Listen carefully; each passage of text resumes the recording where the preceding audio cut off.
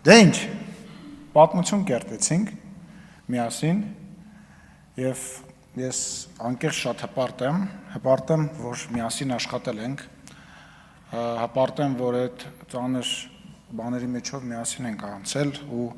կյանքում իրար վրա որևիցե ձևով կասկած չենք ունեցել, նաև լավ բաների համար եմ հպարտ, որովհետև այն ճամփորդությունները, այն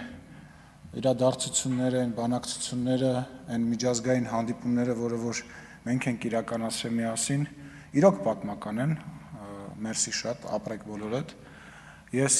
նույնպես շնորհակալություն եմ հայտնում բոլորիդ, նաև աշխատակազմին, բոլոր բաժիններին շնորհակալություն եմ հայտնում և պարոն Ռուբինյանին, իմ